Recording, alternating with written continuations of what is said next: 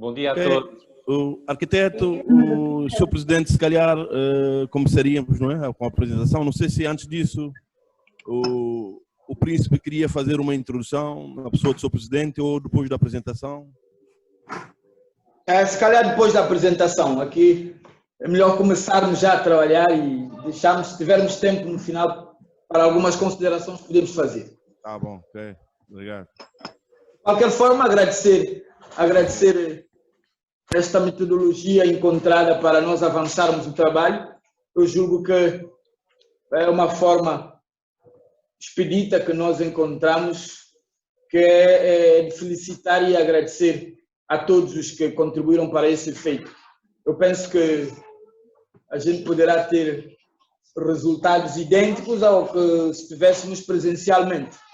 Portanto, é como se estivéssemos presencialmente. Sim, senhor. Muito bem. O Sr. Presidente da Assembleia está ligeiramente atrasado, mas deve estar chegando. Quer que aguardemos, Sr. Presidente? Não. Comecemos, vamos começar. Ele tem outras coisas, ele não vai chegar. Muito bem. Então, aqui está a equipa toda que vem trabalhando convosco. O Timóteo pode apresentar aqui as suas. Sim. Tá, nós temos aqui. Bom dia. bom dia. Mais outra vez. Bom dia. Nós temos aqui o Alfredo, que é o diretor da Agricultura e Pesca Regional, né? Depois temos o Minguinho, o Valdemir, que é o técnico do Departamento de Ordenamento do Território. Temos a Maria José, que é a diretora regional do Ambiente e Conservação da Natureza. Depois, a seguir, temos a secretária regional para a Secretaria de Ambiente e Desenvolvimento Sustentável. Depois teríamos o presidente da Assembleia, temos o presidente do Governo Regional, o nosso guião, e depois temos o Manuel Valentim, que é o assessor da Secretaria das Finanças e Administração Pública. Temos o Nelson Delegado, que é o chefe do Departamento da Infraestruturas e Ordenamento do Território.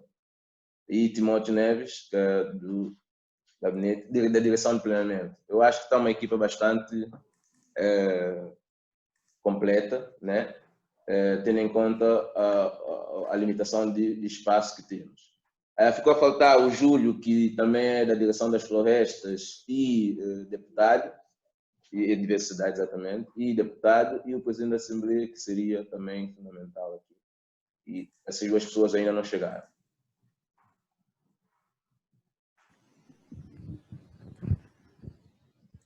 Feito isso, acho que podemos avançar. Então, Filipe Muniz, se me permite, eu iria começar. Vou começar por apresentar também rapidamente os elementos da equipa que estão aqui e vou fazê-lo pela ordem que me aparece aqui no ecrã, não sei se será a mesma. Portanto, o engenheiro Nuno Matos, que já é subejamente conhecido aí da equipa do Príncipe. A engenheira Catarina Amorim, que é a coordenadora deste plano do Príncipe e que irá fazer a apresentação, a parte principal da apresentação, sem prejuízo depois também o resto da equipa a participar. O urbanista Hugo Pegado, que também é da equipa do PNOT, a doutora Maria Conceição Cavazos, que é da equipa jurídica, também já conhece e já esteve aí diversas vezes, da PLMJ, o engenheiro Miguel Sousa, que não estamos a ver, que é da equipa da Equatorial, o engenheiro António Costa, da área das infraestruturas da Norvia, a engenheira Margarida Fonseca, que também dispensa apresentações, a engenheira Joana Rua Pinto, da parte das acessibilidades e da rede viária, e a arquiteta Gabriela Coutrinho, que é coordenadora geral do subprojeto planeamento do PNOT. Sr. Presidente, é para nós um prazer estar a apresentar agora a proposta do Plano Diretor da Região Autónoma do Príncipe. Temos imensa pena não podermos fazer nessa terra fantástica, mas esperamos ainda durante o período de vigência deste trabalho poder fazê-lo logo que as condições o permitam. por um lado, se por um lado há este inconveniente, eu acho que por outro lado estamos todos a aprender e estamos a adaptar, e este tipo de apresentações tem acabado por funcionar. Nós fizemos já algumas apresentações de planos distritais de São Tomé, estamos agora a fazer a apresentação do plano regional do Príncipe e vamos na próxima semana ainda fazer a apresentação de mais 2 planos distritais e do plano nacional também. Uma das vantagens que esta solução tem, e enfim, também colocava a questão e espero que não haja objeções da vossa parte aí no Príncipe, é permitir que estas apresentações sejam gravadas em vídeo, o que é uma grande vantagem porque nós podemos depois aproveitar essa gravação de um ponto de vista didático e passá-la às vezes que forem necessárias, quer para rever a apresentação, quer também para poder divulgar depois de uma forma mais ampla ao público. E por outro lado também, perante a entidade financiadora, que é o Banco Africano de Desenvolvimento, é um conjunto de documentos e de evidências bastante interessantes e que documentam a forma como está a ser feita esta fase de divulgação dos planos. Já agora também para referir que estamos a estudar com o gabinete do PNOT a forma mais eficaz de fazermos aquilo que se segue, que é portanto, além e depois da apreciação feita por cada uma das autoridades desta proposta do plano, se poder fazer a discussão pública com a utilização de meios, nomeadamente o plano ficar disponível num site, serem distribuídos folhetos e haver também pelo menos 1 ou 2 cópias em papel, ou versões em papel do plano, neste caso que ficarão disponíveis e que arranjemos de maneira de enviar aí para o Príncipe para ficar disponível para consulta aí na sede do Governo Regional, penso que será o melhor local. Portanto, estamos a ter a ajuda do Olívio, uma vez que neste momento não é ainda possível enviar encomendas para São Tomé e para o Príncipe, mas para fazer essas impressões aí localmente e depois fazer-vos chegar também ao Príncipe. De qualquer forma, os ficheiros informáticos estarão desde já disponíveis. E antes de passar a palavra à engenheira Catarina, gostava só de dizer que o objetivo desta apresentação não pretende ser de maneira nenhuma esgotar o tema do plano e das propostas do plano, mas de uma forma relativamente sintética e que também possa ser interessante explicar a forma como está organizado o plano, fazer uma passagem pelas principais temáticas, pelos principais temas que foram tratados e permitir um acesso mais fácil depois aos diversos documentos que compõem o plano e que são obviamente mais extensos e mais densos. Portanto, pretendemos com esta sessão, digamos, abrir uma porta e também espicaçar a vossa curiosidade, que sabemos que já existe, mas dar uma primeira passagem pela forma como está organizado pelos principais temas do plano, para vos facilitar também depois a respectiva consulta. Portanto, vou passar agora a palavra à engenheira Catarina, que vai fazer a apresentação do Plano Diretor da Região Autónoma do Príncipe e depois ficaremos à disposição para dialogarmos convosco, para ouvirmos os vossos comentários, as vossas sugestões e podemos responder às perguntas que queiram colocar-nos. Muito obrigado. Catarina. Obrigada, arquiteto. Bom dia a todos. Começar por agradecer, de facto, a mobilização de todos, quer no Príncipe, quer em São Tomé, e também a mobilização da nossa equipa interna, que hoje está muitíssimo bem representada e, portanto, parece quase que estou a apresentar juntamente com toda a gente, que era o que eu gostaria de estar a fazer. E não querendo estar também a repetir aquilo que disse o arquiteto Luís Rebolo, de facto tenho muita pena de não poder estar no Príncipe a fazer esta apresentação, primeiro porque isso permitia-me regressar ao Príncipe, que era uma coisa que eu gostaria muito, e também, quer dizer, a apresentação de um plano diretor regional, do primeiro plano diretor regional, para mim só faria sentido em condições normais que fosse feita no Príncipe. As circunstâncias não permitem, esperemos que venha a haver outras oportunidades de nos encontrarmos, quer para apresentar este trabalho, quer para outra oportunidade qualquer que possa vir a surgir. Avanço então agora para a apresentação da proposta de plano, começando por fazer aqui um breve enquadramento. Como julgo que estarão recordados, o Plano Diretor Regional é parte integrante do subprojeto de ordenamento do território do projeto PNOT, do qual fazem parte o Plano Nacional e os 6 planos distritais de São Tomé. O projeto integra também o subprojeto jurídico e legislativo, que contempla a elaboração de um conjunto de diplomas, e o subprojeto da cartografia. Do pacote legislativo destacam-se a Lei de Bases do Ordenamento do Território e Urbanismo e o regime jurídico dos instrumentos de planeamento territorial, que constituem o referencial para a elaboração dos planos, quer de âmbito nacional, de âmbito regional e de âmbito distrital. O plano diretor da região autónoma do Príncipe é, naturalmente, o único plano de âmbito regional e constitui um instrumento de natureza regulamentar que estabelece a Estratégia Regional de Desenvolvimento Territorial e o regime de uso do solo para o horizonte temporal do plano, que são os 10 anos. De acordo com o regime jurídico proposto, o plano é composto por um conjunto de elementos, sendo que o regulamento, a planta de ordenamento e a planta de riscos e condicionantes são os seus elementos fundamentais, ou seja, aqueles que após a aprovação do plano virão a ser publicados.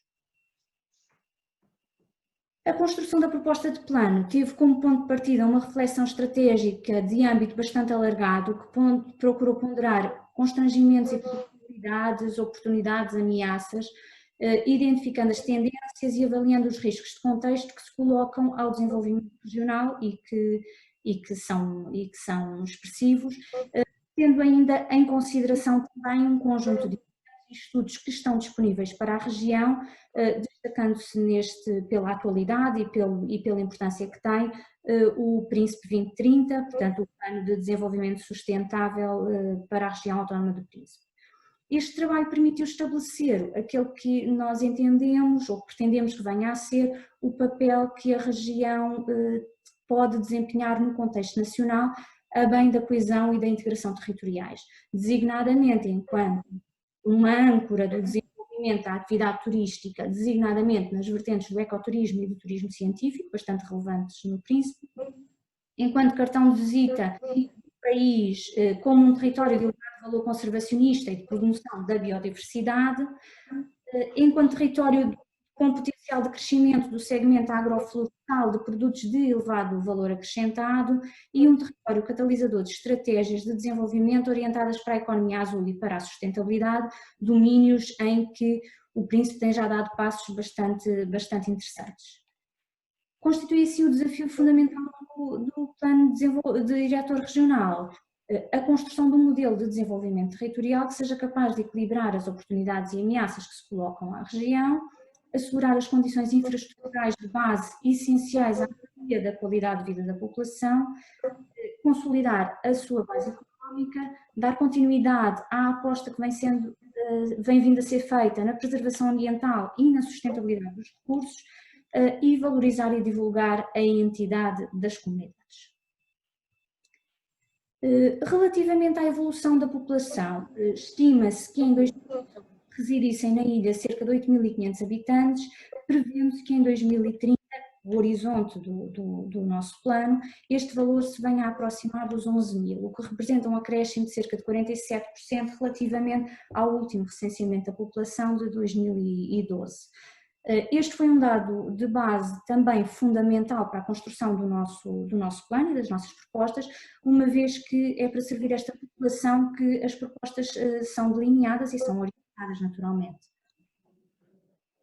Em síntese, e em resultado de toda esta reflexão estratégica e toda esta abordagem que foi feita aos diversos instrumentos de que dispomos, estabeleceram-se para o plano diretor regional os seguintes objetivos: promoção da multifuncionalidade territorial, proteção, salvaguarda e valorização dos espaços e sistemas naturais, preservação dos espaços agroflorestais de elevado valor para a conservação e para a paisagem, racionalização do povoamento e estruturação da expansão da urbanização, consolidação da vocação turística da região, definição da hierarquia da rede viária e a reserva de áreas para a ampliação ou para a construção de grandes infraestruturas de transporte, implantação de uma rede de equipamentos estruturantes e organização da rede de equipamentos de proximidade, a programação de soluções de infraestruturação que sejam técnica e financeiramente ajustadas à realidade em presença e às características territoriais da ilha, e a proteção, preservação e valorização do património natural e do património construído. Temos aqui a vista a partir do mirador de Nova Estrela, onde é possível obter uma panorâmica ímpar e singular sobre o Boné do Joca e o Morro dos Dois Irmãos.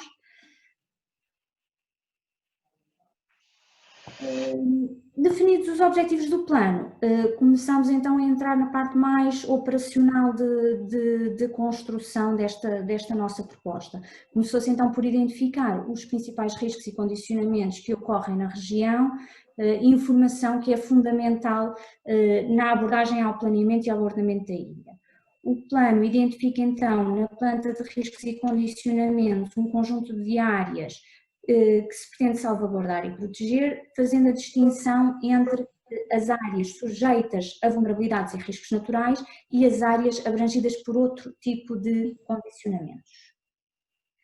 Tendo em consideração o posicionamento geográfico da ilha e as suas características físicas, este, como todos sabemos, é um território muito vulnerável à ocorrência de riscos e aos impactos das mudanças climáticas. E neste contexto assume particular importância a identificação das áreas de maior vulnerabilidade e exposição, que justificarão, no âmbito do regulamento do plano, a adoção de um conjunto de medidas específicas de forma a salvaguardar e a proteger as comunidades, as atividades e os bens destes riscos. Destacar algumas situações que ocorrem, designadamente a questão da área terrestre de proteção costeira, que compreende uma faixa de proteção total com cerca de 50 metros, ou com 50 metros ao longo de toda a linha de costa. As áreas ameaçadas pelo mar e as áreas ameaçadas pelas cheias, que são, em algumas situações, incidentes e que inspiram particular preocupação quando ocorrem em áreas que colocam em risco pessoas e bens, como acontece na cidade de Santo António, portanto, ao longo do curso do Rio Papagaio, e na envolvente da Bahia, naturalmente, na Praia das Burras e na Praia Bombo. Referir ainda também a extensão das áreas sujeitas a elevado risco de erosão hídrica do solo, que afetam sobretudo as áreas de maior declive e que são muito representativas no setor sul da ilha. Complementarmente, e na ausência mais ou menos generalizada de regimes de proteção específicos, estabeleceram-se normas com vista à salvaguarda de outras áreas, para além daquelas sujeitas aos riscos, que permitam, por exemplo, não comprometer intervenções que possam vir a ser necessárias, designadamente ao nível da beneficiação, o alargamento de vias, da expansão de infraestruturas ou da proteção de elementos patrimoniais relevantes. Uma referência particular ao Parque Natural, que, embora disponha de um plano de manejo orientado para a sua proteção, se entendeu que no PEDRAP, tendo em atenção que é também o âmbito deste nosso plano, seria de prever alguns cuidados acrescidos, interditando algumas atividades ou sujeitando-as eventualmente à autorização ou licenciamento. Aqui temos uma imagem da Praia Abar, não é? Por favor. Sim. Pode repetir só a última parte, não entendemos bem aqui. Tivemos alguns cortes. Sobre o parque. Estava a dizer que relativamente ao parque... Catarina, desculpe, eu acho que há um eco qualquer que eu não sei de onde vem, que é capaz de estar a perturbar um bocadinho a audição. Temos tido corte aqui. Pois, mas o melhor é continuar. Está tudo bem aí com o seu microfone? Eu só tenho um microfone, portanto, Pronto, nem sequer há questão da duplicação, mas... Sim, mas continua, Catarina, se faz favor. Mas Eu sugeria era que quem não está a apresentar em todos os sítios tivessem os microfones desligados, inclusive no Príncipe, é uma que sala aqui- com muita gente, não é? Sim, mas nós precisamos de te ouvir e... Sim, o microfone só nós é que não ouvimos, vocês ouvem. E depois, quando precisarem de falar, podem ativar. É fácil.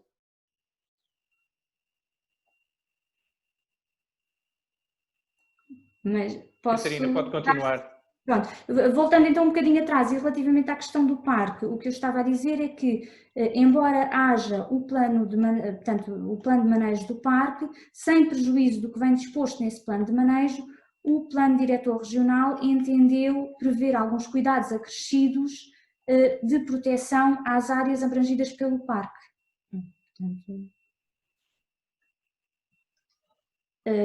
Estava aqui a ilustrar com a Praia Abade, uma área sujeita à ameaça do mar e, portanto, inspira alguma preocupação, tendo em atenção a dimensão demográfica da comunidade que aqui reside.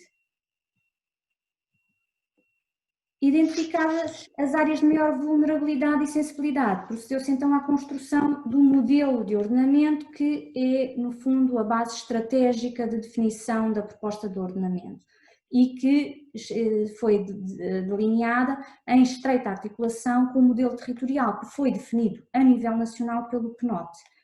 Este esquema territorial assenta na identificação da vocação dominante do solo e das componentes estruturantes do território que se sobrepõem então a essa vocação.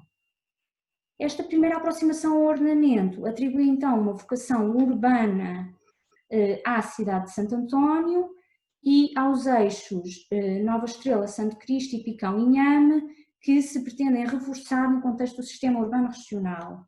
A vocação urbano-rural às restantes espaços artificializados das comunidades, das áreas turísticas, do aeroporto e relativamente ao restante território, com um cariz assumidamente rural, então são apresentadas vocações distintas, tanto consoante, de facto, aquele que são as suas características intrínsecas, a vocação natural, a vocação agrícola, a vocação agroflorestal e a vocação florestal de conservação, que é claramente dominante na ilha.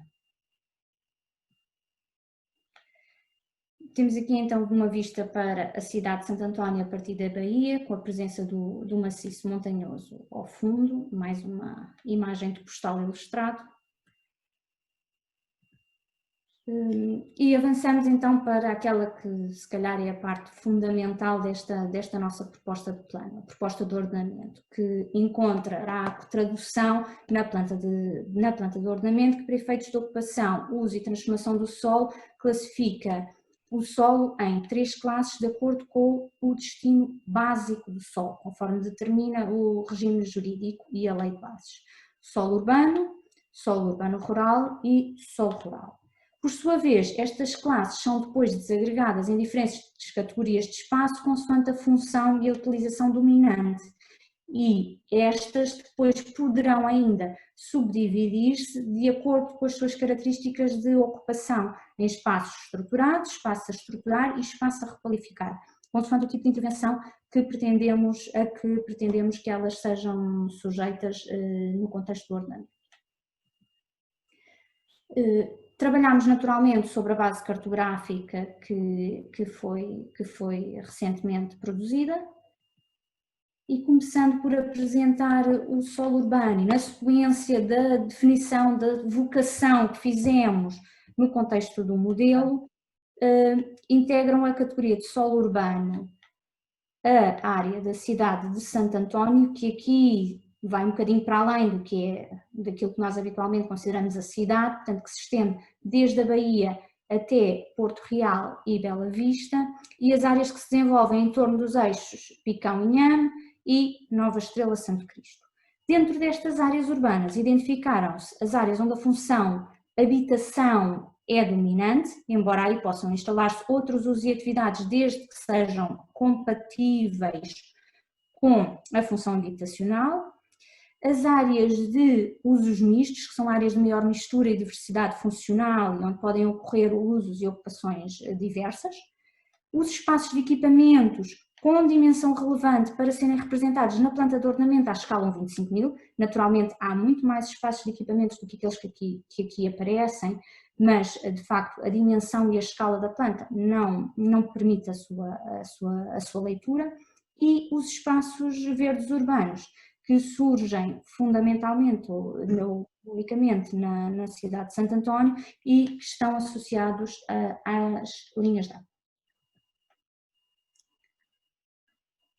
O solo urbano rural integra as restantes áreas edificadas e artificializadas da ilha e foi dividido também nas seguintes categorias funcionais: espaços habitacionais, espaços de usos turísticos, que integram as unidades turísticas presentes na ilha, espaços de atividades económicas, classificação que se atribuiu apenas à área da paciência, onde se pretende consolidar a atividade instalada, e espaços afetos a grandes infraestruturas, que compreende apenas a área do aeroporto, que entendemos que pelas características que tem justificam o regime de uso próprio. Aqui saltamos um bocadinho da parte da classificação só para introduzir a questão, uma outra componente do ordenamento, que é a rede de conectividade e transportes, porque permite perceber como todos estes territórios se ligam entre si, portanto, e de facto como toda esta nossa proposta de solo urbano e de solo urbano rural se encontra articulada. Além disso, esta temática da conectividade, como todos sabemos, assume grande relevância no contexto da região, tendo em consideração os fortes constrangimentos da mobilidade na relação com o exterior e também na circulação interna. As intervenções propostas ao nível da rede viária pressupõem a consolidação dos eixos existentes, fundamentalmente, mediante a intervenção mais ou menos profunda nas estradas já existentes na ilha, e que foram hierarquizadas da seguinte forma: eixos primários, portanto, as vias que são responsáveis pelas principais ligações e conexões internas e consideradas fundamentais para a estruturação da restante rede, e portanto que são as vias que fazem a ligação entre os espaços urbanos e a ligação ao aeroporto. Eixos secundários, que são vias de suporte a estes eixos primários na garantia da acessibilidade às restantes comunidades, desde que tenham características para desempenhar uma acessibilidade razoável, e os eixos terciários, que são as restantes vias de apoio ao funcionamento dos núcleos populacionais de menor dimensão e a outros polos de atração, às praias, por exemplo, às unidades turísticas, enfim. Relativamente às grandes infraestruturas de transporte, temos naturalmente o aeroporto, e relativamente ao qual o Plano Diretor Regional recomenda que sejam desenvolvidos estudos e projetos necessários ao desenvolvimento das intervenções que se consideram prioritárias no aeroporto, nomeadamente a melhoria de algumas condições de segurança e conforto e o aumento da capacidade de transporte, quer de passageiros, quer de mercadorias. E depois surgem aqui representados dois portos: o porto e um pequeno porto de pesca e de recreio. O porto é aquele que nós, portanto, temos que pensar que estamos a fazer um plano para 2030 e, portanto, é a expectativa que, antes disso, o Príncipe venha a dispor de um novo porto, que, tanto quanto sabemos, a localização que está em cima da mesa será a Ponta da Mina e, portanto, é essa a localização que o plano aponta para a instalação desta infraestrutura de transporte. Relativamente a este porto de pesca e recreio, ele resulta, no fundo, da requalificação do atual porto, e entendemos que a Baía e toda a intervenção que o plano propõe que venha a ocorrer na Baía beneficiará de um pequeno porto de pesca e de recreio náutico para pequenas embarcações. Retomando a questão da classificação do solo, nesta imagem pretende-se destacar as áreas classificadas como espaços agrícolas e que constituem espaços que, embora rurais naturalmente, pressupõem uma intervenção, uma proximidade às comunidades. Por este motivo, e embora ocorram na ilha diversas áreas que podem, com características para assumir vocação para a prática da atividade agrícola, optou-se por integrar apenas aquelas que, pela sua acessibilidade e proximidade a áreas povoadas, possuem características mais favoráveis ao desenvolvimento da agricultura. Temos alguma expectativa que, ao privilegiar o desenvolvimento da agricultura em torno das comunidades, se evite a intrusão desta atividade no espaço florestal. Apresentamos aqui as restantes componentes do solo rural, designadamente os espaços naturais, que têm como objetivos prioritários a conservação, proteção e valorização, e que incluem as praias, os ilhéus, os leitos e as margens dos principais cursos de água. Os espaços agroflorestais, que incluem as áreas de floresta para produção de cacau e de café, portanto, todas estas áreas verde mais claro. Os espaços florestais de conservação, categoria claramente dominante, e onde ocorre a presença de espécies ou habitats que devem ser objeto de medidas específicas de conservação, proteção ou valorização.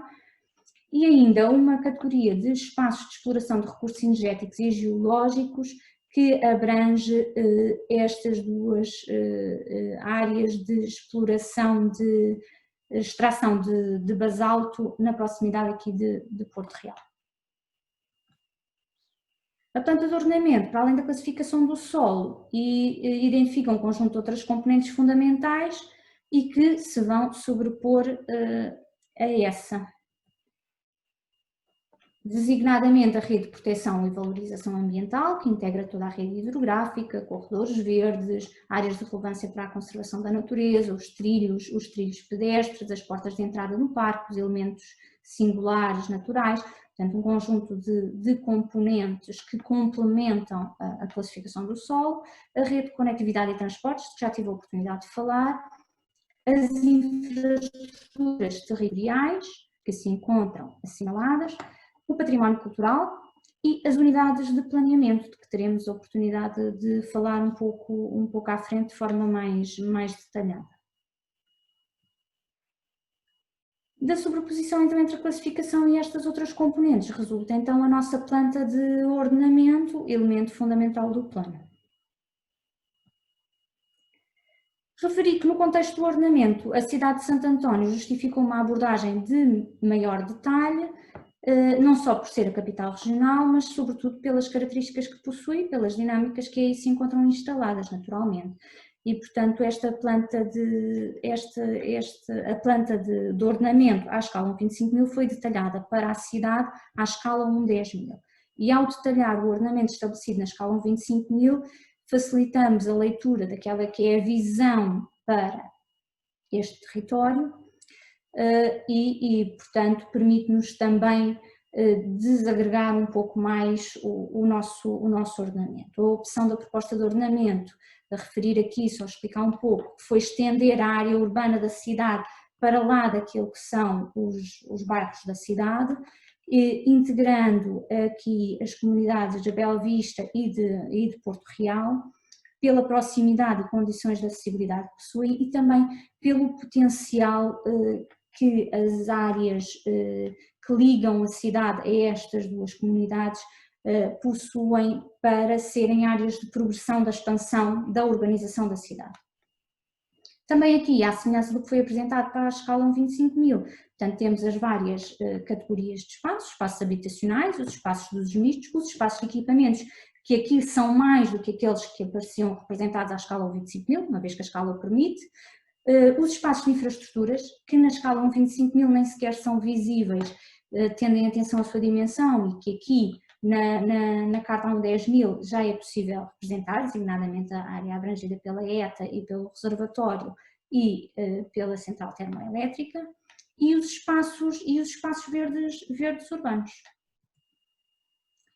Neste quadro, e um pouco em jeito de síntese, é possível verificar que a área que o plano pretende afetar à função habitacional praticamente duplica aquela que era em 2018 a área ocupada pelas comunidades, o que permite acolher de forma muitíssimo confortável o crescimento que se espera para a população para o horizonte do plano, portanto em 2030, em áreas vocacionadas para a edificação.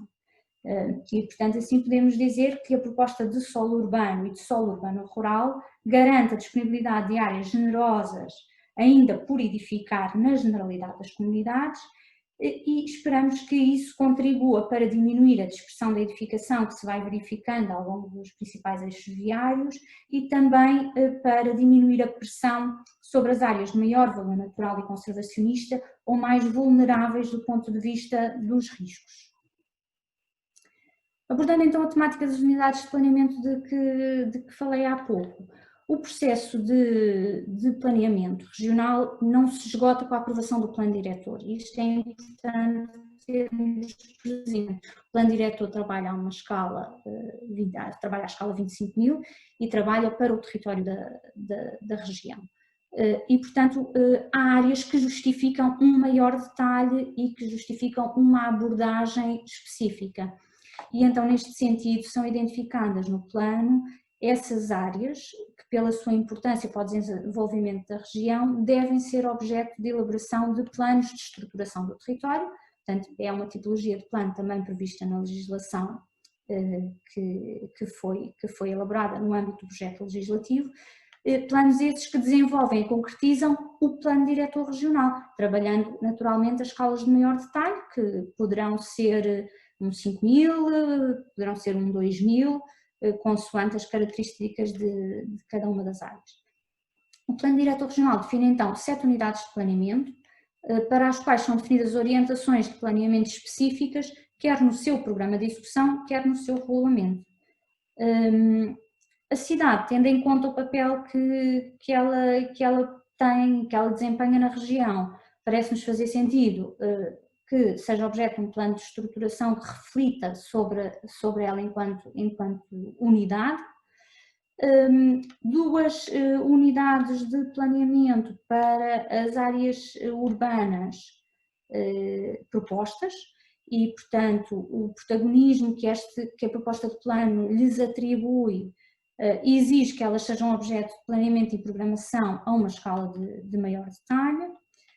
Uma unidade de planeamento delimitada na proximidade de Ponta da Mina, onde temos a expectativa de que possa vir a ser instalado o novo porto e, portanto, apesar de poder haver alguma incerteza relativamente a esta localização, entendemos ser de reservar esta área como delimitar esta área, integrar esta área numa unidade de planeamento, que possui aqui uma dimensão bastante expressiva e que vai permitir acolher não só o porto e todas as áreas de serviço que lhe estão associadas, mas também assegura uma reserva bastante folgada de área para a instalação de atividades económicas, empresas, logística, enfim, o que possa vir a surgir com o desenvolvimento do porto nesta localização.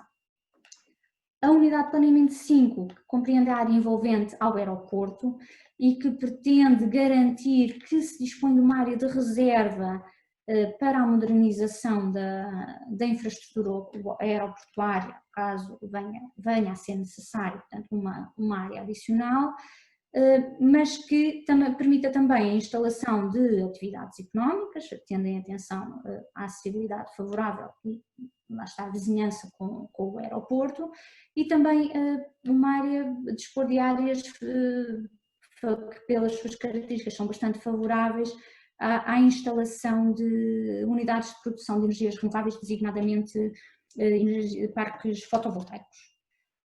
Mais 2 pequeninas unidades de planeamento na Praia das Burras e na Praia Abade. A delimitação destas unidades decorre de um trabalho que tem vindo a ser feito no âmbito da adaptação às mudanças climáticas. Isto sabemos que são áreas de elevada vulnerabilidade e o que se pretende é que os planos de estruturação promovam uma intervenção que contribua para minimizar os riscos a que estas comunidades estão sujeitas. Referir agora aqui relativamente à unidade de planeamento 1 da cidade, que esta foi desagregada em 3 subunidades, tendo em conta as características distintas que este território tem. Temos uma primeira subunidade que abrange a área que se desenvolve em torno da Baía e onde se pretende qualificar naturalmente a Baía, Foz do Rio Papagaio, mas também portanto, assegurar que há uma articulação com o núcleo antigo da cidade e uma revitalização e uma estruturação destas comunidades costeiras que aqui se encontram em torno da Baía. Uma segunda subunidade que se desenvolve então entre esta primeira e aquela que foi considerada a área de expansão da cidade, portanto que optámos por chamar o eixo mercado-estádio, no fundo, e que pretende qualificar e estruturar a área mais densamente povoada da cidade. E então aqui esta terceira, que abrange aquilo que chamamos a expansão da cidade de Santo António, com o objetivo fundamental de programar e planear a ocupação destas áreas mais favoráveis à expansão da urbanização. Referir o regulamento, que é um instrumento fundamental do plano e que constitui o elemento normativo que pretende dotar a região de uma ferramenta que permita dar os primeiros passos na implementação de uma cultura de planeamento. Dentro da estrutura do regulamento e das diversas normas que o compõem, gostaria só de destacar o capítulo 2, onde são definidos os condicionamentos e as restrições para as diversas áreas, em que para cada tipologia cartografada na planta de riscos e condicionamentos são identificadas as ações interditas, as ações permitidas, as intervenções sujeitas à autorização ou sujeitas ao licenciamento, etc.